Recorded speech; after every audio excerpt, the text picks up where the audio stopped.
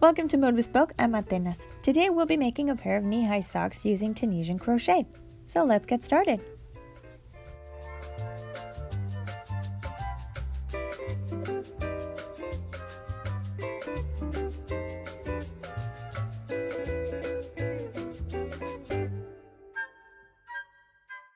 So here's a quick look at the project today. We're going to begin at the top of the sock, just below the knee, work our way down the leg, to the heel, and then ending with the toe. You can make these socks in any size you want, and if you need sizing, you can check out the link I'm going to leave below to the Yarn Council, and there you can find a chart which has the sizing starting from newborn to adult.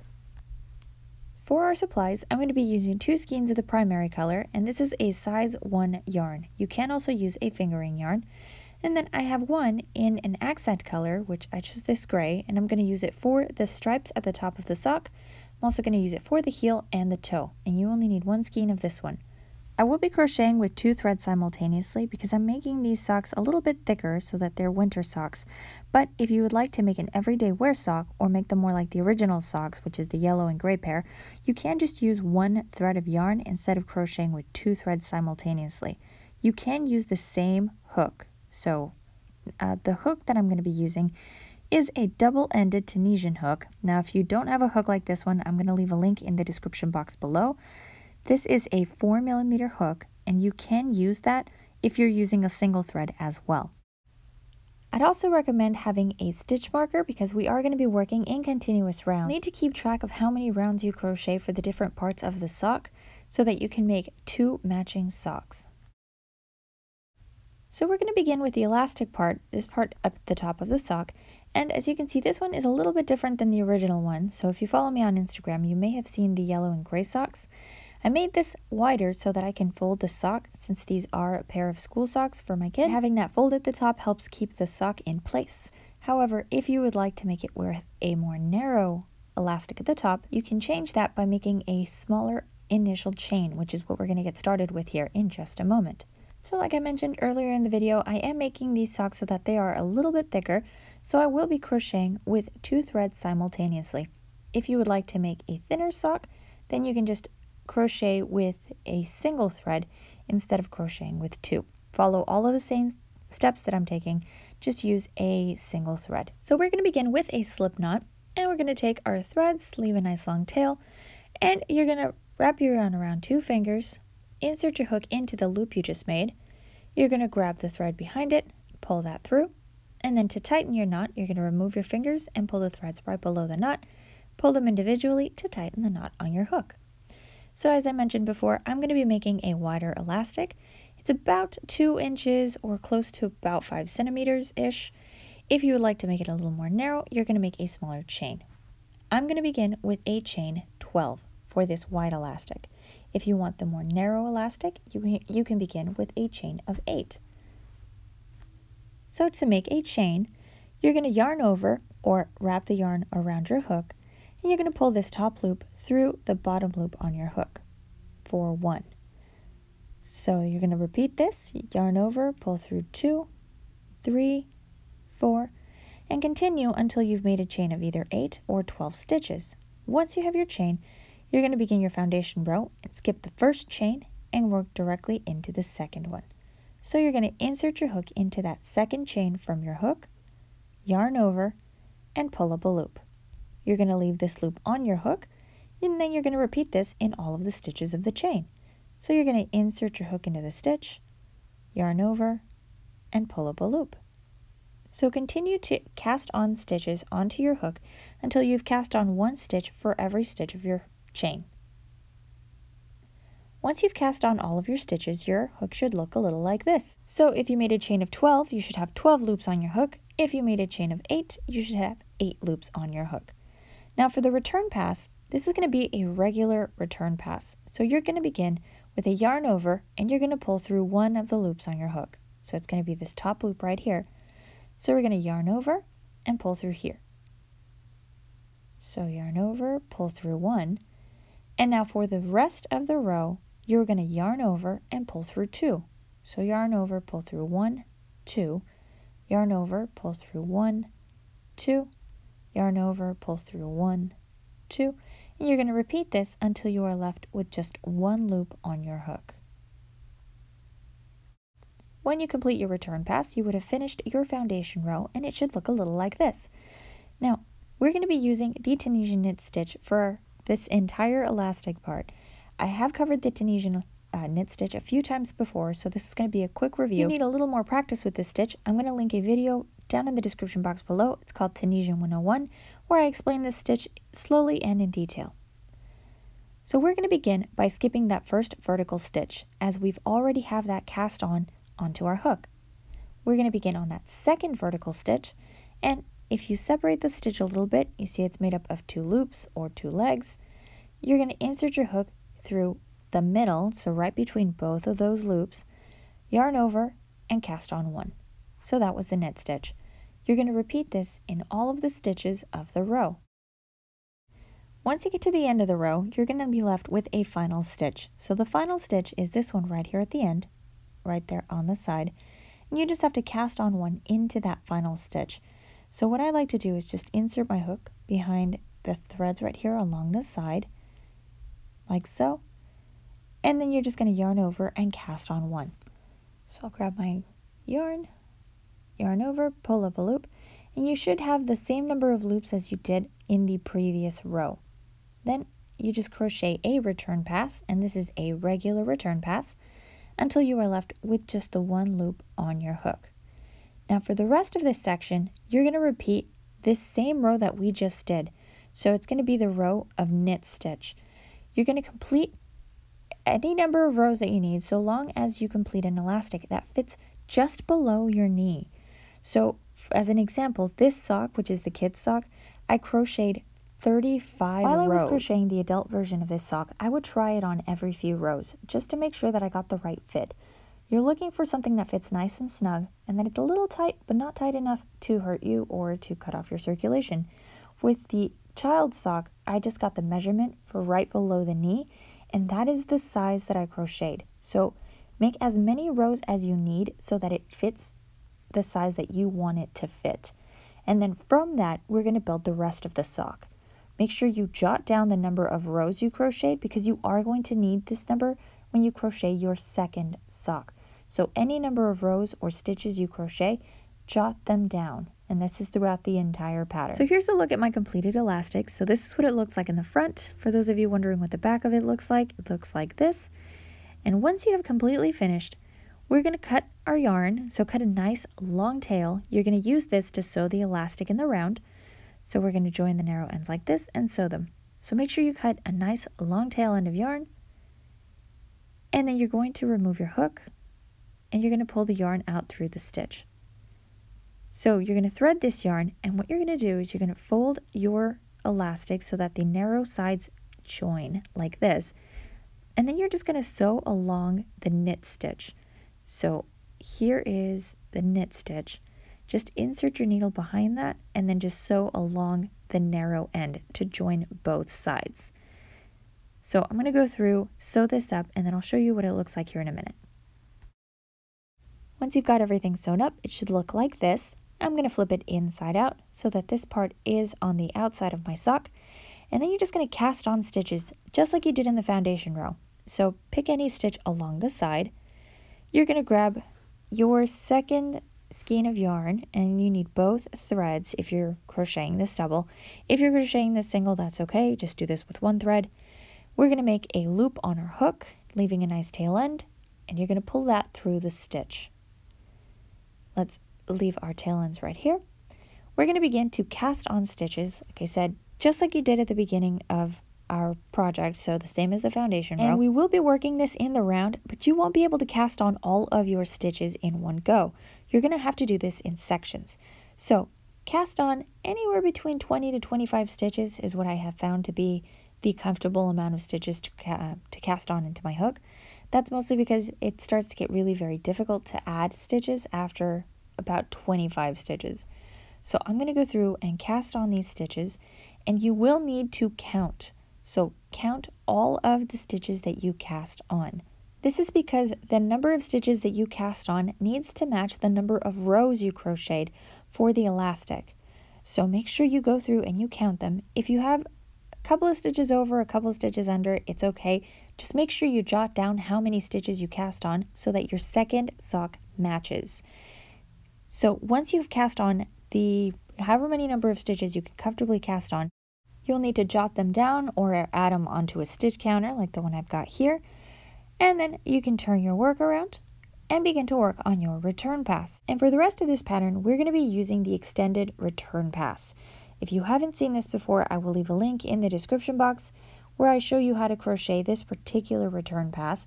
This is so that it can make our Tunisian crochet stretchy. So we're going to leave a nice long tail end of yarn, and we're going to loop that through our hook, and then we're going to pull this new loop through the very first loop right here that we already had on our hook. And there we go. And let's remove this tail end right here. Now for the rest of this return pass, you're going to do the same thing all the way around. You are going to begin with a chain 1 and then yarn over, pull through 2. So 1, 2, and then repeat. Chain 1, yarn over, pull through 2. Chain 1, yarn over, pull through 2. Repeat this until you are left with about 3 to 4 loops on your hook. And then you're going to turn your hook around and cast on additional stitches. So I'm going to start right here. I've got 4 loops on my hook. I'm going to turn it around, pull my hook so that I'm working with the front hook, and then I'm just going to cast on additional stitches. I already cast on 11, so this next one is 12, and then 13, 14, 15, and so on. Once I've cast on as many stitches as I can comfortably cast on, complete another return pass, and then just repeat between casting on and completing return passes until I complete the round. So this is where that stitch marker is going to come in handy. If you don't have a stitch marker, you can just use another piece of yarn, or you can use a safety pin, anything you have that's going to tell you where your round begins and ends. So let me complete this round, and I'll see you again here in just a moment. When you reach your stitch marker, you're going to begin to cast on knit stitches. So here's the first vertical stitch. Now, if it's a little loose, you can always tighten it up by pulling on the threads back here. So just pull that tighter and you'll be able to tighten up that stitch a little bit more. But on this first vertical stitch, you're going to begin to cast on a knit stitch. And it's the same thing that we crocheted in that first knit stitch on that second row of our elastic. So you're going to insert your hook between right here, both of the loops, both of the legs, whatever you want to call them, that make up the stitch. You're going to go all the way to the back, yarn over, and pull up a loop. So repeat in all of the stitches of the round. So for this pattern, I'm counting the foundation row, so the one that we previously crocheted, as round 1. So this round of knit stitches is going to be round 2. And I'm going to complete a total of 5 rounds. So I'm currently on round 2. I'll complete 5 rounds to complete that first section before we switch colors. So here are my 5 rounds, and this is all knit stitch. Now to add a new color, you're going to need your 2 threads if you're working with 2 threads. Otherwise, just grab the 1 thread in your new color, and you're going to insert your hook into the next stitch. So wherever it is that you left off, go into the next stitch. You're going to make a loop on your hook, and then I'm going to pull this gray loop through the stitch to cast it on. Let's drop the yarn ends, and then I'm just going to continue to cast on stitches like I had for the previous 4 rounds. So I'll continue to cast on for an additional 5 rounds. So I'm not going to cut any of my yarn, as I am going to just continue to add the colors and switch them every few rounds. So this is what the sock will look on the inside. So if you don't cut the yarn, that's what it'll look like. If you don't want your sock to look this way, then go ahead and cut long tail ends of yarn, but know that you're going to have to weave those in once you finish your pattern. So that's entirely up to you whether you want to leave these or if you just want to cut your yarn. But I'm going to leave my yarn, the burgundy yarn, just kind of sitting there. It's out of the way. And then I'm going to continue to crochet my rounds. I'm going to make 5 rounds in gray, and then when I work my return pass, it's going to be worked in burgundy.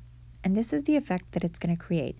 So with casting on in gray and finishing my return pass in burgundy, I'm going to have these different colored stripes, which for those of you that saw the Instagram socks, it's the same thing I did, only with yellow and gray. Alright, so I'm going to work this return pass with you just to kind of show you how it'll look once you complete the first round of return pass. So here, once you get to the gray, you just continue to work the return pass as normal. So you chain 1 and then yarn over, pull through 2. If you need to tighten your stitches, you're just going to pull on the yarn tails, and that's it. So here's the color sequence I used for the kid's sock, and the adult sock has slightly different sequence here for these stripes. So for the kid's socks, I only did 5 rows in gray, or in your accent color.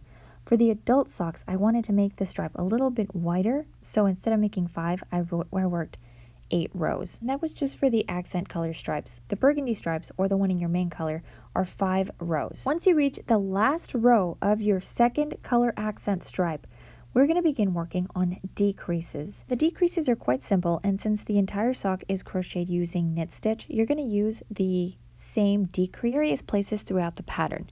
So I did decrease in the first section, or this top section of the sock. These decreases are worked every other row. So for my first round, I worked a decrease. My second round, I worked a regular round. You'll need to try on your sock as you're working your decreases, because you need your sock to fit the widest part of your foot, which is this section right here. So as you're working your decreases, make sure you try on the sock, and once it kind of fits a little snug, but you can still fit your foot through, that's where you're going to stop decreasing. The rest of the sock, right before you reach the heel part, you're going to work in regular rounds. So each of the decreases I worked was usually placed around the same area as the stitch marker, because that's also where I switched colors. So this is where I did my color switches, and I worked all of my decreases, because that's going to be on the inside, so the inseam part of the sock, so it's not going to be very visible. Same applies for your second sock, so just pick a place and always work your decreases in that same area. Now, your decreases require 2 stitches, so in the first of the 2 stitches, you're going to insert your hook behind that top loop or the top leg of the stitch, like you would a Tunisian simple stitch, and then you're going to immediately insert your hook into the next vertical stitch. This time you will insert your hook as a knit stitch. You're going to yarn over and pull through both of those stitches, so yarn over, pull through 2, and when you cast on the next stitch, you're going to skip these 2 stitches right here, which is the ones we just worked in, go into the stitch after that, and then just continue to knit stitch like you would in any of the other vertical stitches. So to repeat the decrease, insert your hook behind the top leg of one of the 2 stitches. Insert your hook like a knit stitch, so between both legs of the second stitch, yarn over and pull through 2. So that's the decrease. You're going to work a decrease, like I said before, every other row. So you're going to work a decrease in the first round, and then you're going to work a regular round. So in the regular round, you just work a knit stitch in every one of the vertical stitches. And then for row 3 or round 3, you're going to work a decrease, round 4, a regular round, and so forth, until you've tried on your sock and you made sure that it fits. Once you get that fit that you want, you're going to continue the rest of the length of the sock. So it's still not going to be knee-high length yet. Once you have finished your decrease rounds, all of that remaining section of the sock, so that you get that knee length, is going to be worked in regular rounds. So it's just a knit stitch in every one of the vertical stitches. You no longer have to decrease or change anything. Just make sure that you work a knit stitch all the way around.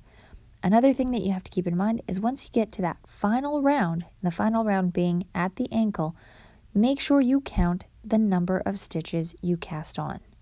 So here's a look at the sock. I've already worked the length I want, and when I got to the end, I counted the number of stitches along the bottom round. So I came up with a total of 28 stitches for that last round.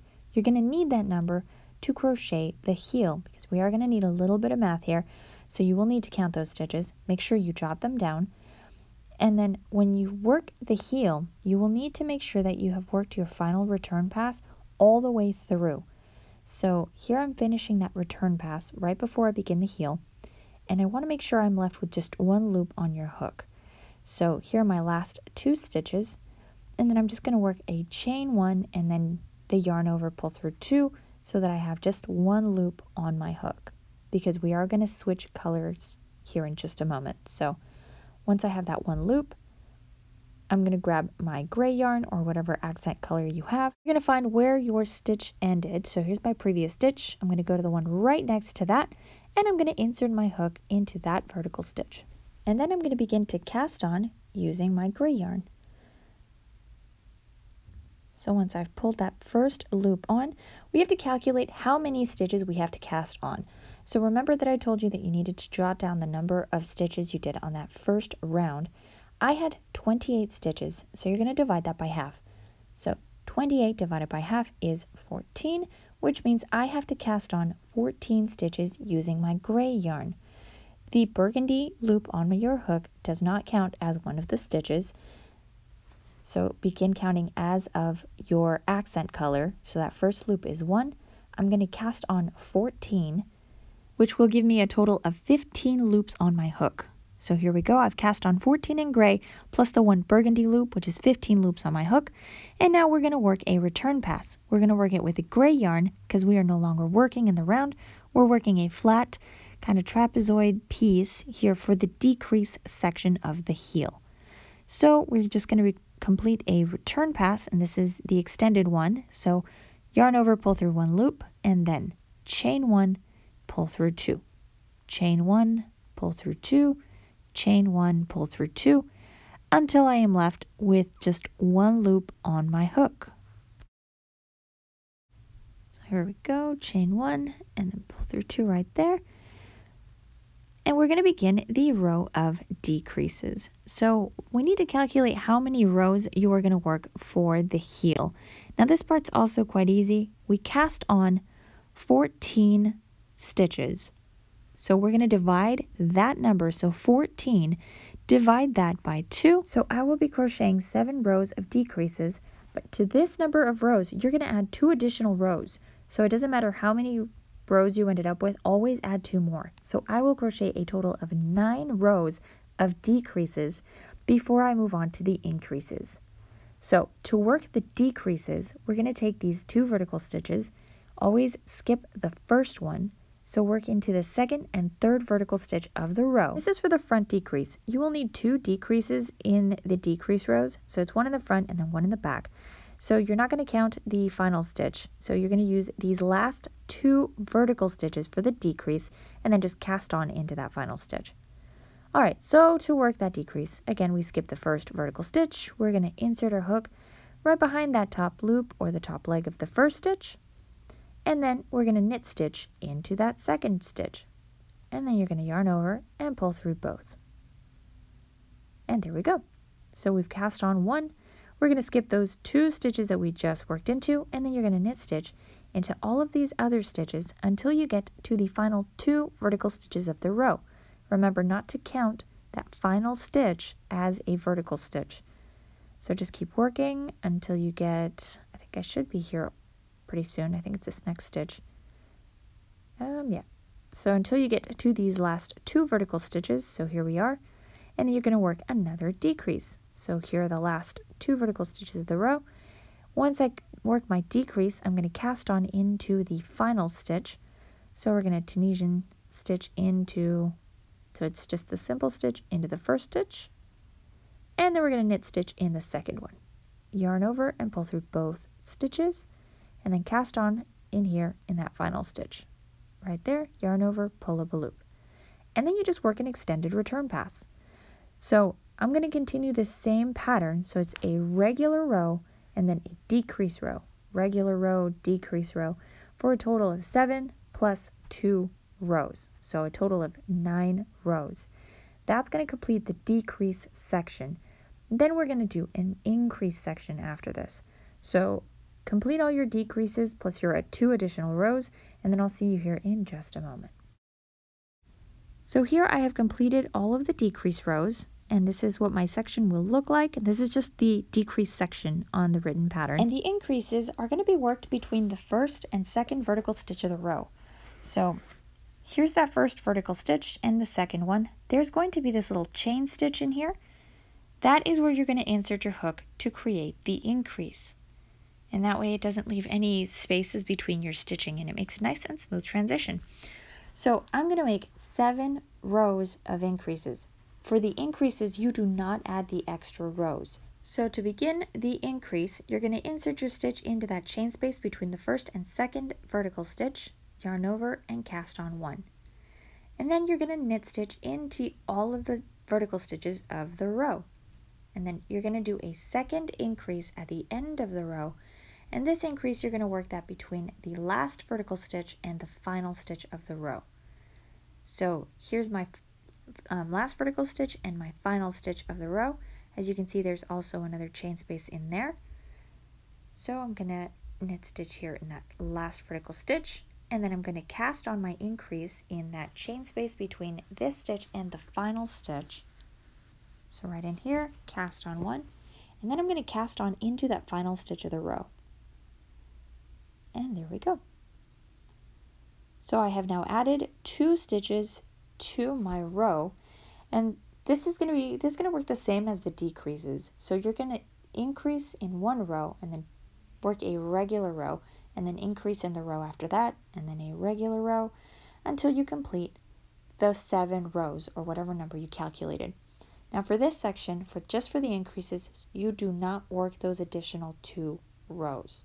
All you work is the number of calculated rows that you've got. Also going to need to count the loops on your increases because that stitch count has to match the one that you had for the beginning part of the heel. So where I cast on 14 stitches plus the 1 burgundy loop, at the end of my final row for the increases, I have to have that 14 plus 1 loop.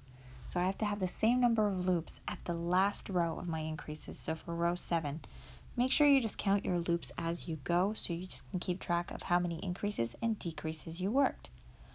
Once you have completed all of your rows of increases, remember that it's an increase every other row, we're going to cut a long tail end of yarn, and that's for the heel.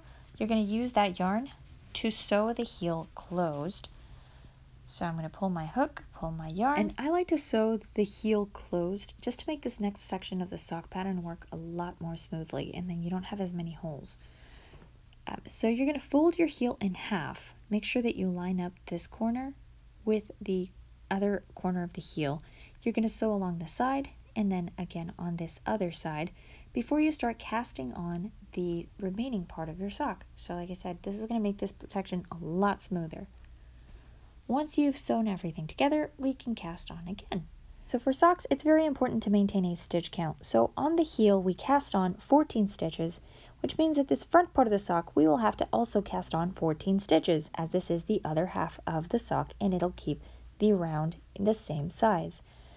So the 14 stitches, for those of you that are kind of confused, come from this heel part. So remember, we had the 28 stitches around, divide that by 2, that gives us 14, which means we have to cast on 14 for the heel and then 14 for the front part of the sock so that we end up with 28 stitches for our round. So let me separate my yarn because I've got all of my threads here, and then we'll begin working on casting on these 14 stitches on the heel.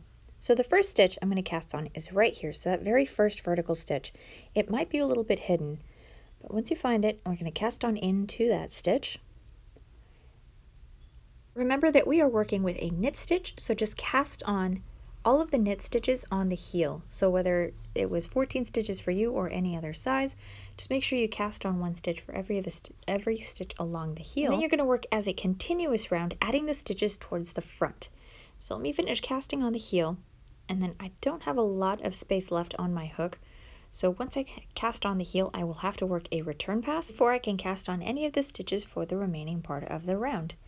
Now, this would be a good place to grab a stitch marker and then place it at the beginning of the round, because since you are just going to be working continuous knit stitch rounds, you may lose track of where you began and where you ended. So for this section, which is the bottom part of the foot, you're just going to work, like I said before, in continuous rounds until you get the length that you need for your foot. Now, you will have to stop about 1.5 inches or about 3.8 centimeters before the toe.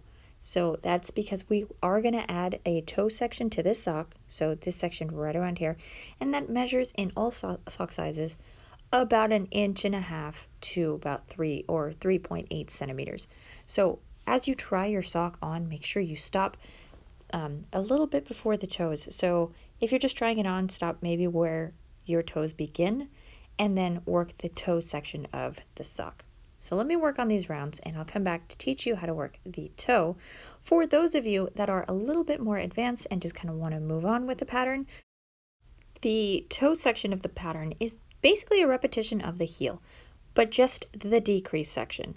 So we're going to work 7 rows. You don't have to add the 2 additional rows. So just do your 7 rows or however many you calculated in decreases. And then once you finish that last row, you're going to cut your yarn, leaving a nice long tail end.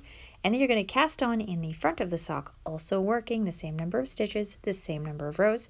Once you finish, you're going to sew along the sides and the top to close the front part of the toe. For those of you that need a little bit more help, stay tuned. I will be working the toe part of the sock here in just a moment. All right, so I worked all of my rounds to give the sock the body length that I needed, and now I'm ready to begin the toe. So just like how we worked on the heel, you want to be left with just 1 loop of yarn. So I finished my return pass all the way through so that I just had that 1 loop. You want to start the toe right about where the heel ends. That's about the halfway mark of the sock. So when you begin to cast on your stitches in your second color, that's about where the halfway point would be. So it's a good place to start. So just like how we did for the heel, we're going to cast on that same number of stitches. So when I cast on the heel, I cast on 14 stitches in gray, plus the one in burgundy, which was a total of 15 loops on my hook. I'm going to do the same thing for the toe, because ideally you maintained that same stitch count, so I should still have 28 stitches in the round. So I'm going to insert my hook into the stitch. I'm going to make a loop with a gray yarn, pull that through, and then I'm just going to begin to cast on 14 stitches in gray, or however many stitches it is that you need for your size sock. Once you've cast all of your stitches on, you're going to work an extended return pass, working with just the gray yarn, and you're going to pull through until you are left with just 1 loop on your hook. So I'm going to yarn over, pull through 1, and then chain 1, and then yarn over, pull through 2, until I complete my return pass. So for this first row, I just worked a knit stitch all the way through. My row number 2, I'm going to work the decrease. So remember that your decrease goes at the beginning of the row and at the end of the row. So again, it's just a repeat of what we did on the toe. You're only going to work the decrease section, so you're not going to work the increases at all. So your fabric should look like the picture right here at the top. And once you finish your decrease, you cut your yarn and you repeat on the back side of the sock, so that your sock looks like the one in the picture above. Once you've completed that, you fold it in half and you sew top of the sock to close it up, and that's it. Hop on over to the website to get your copy of the PDF pattern for this project, and if you haven't subscribed to the channel, hit that subscribe button. If you'd like to see some more of my work, you can follow me on Instagram, and if you have any questions or comments, just leave them down in the comment section below. Thank you so much for watching the tutorial, and I will see you all again in the next video.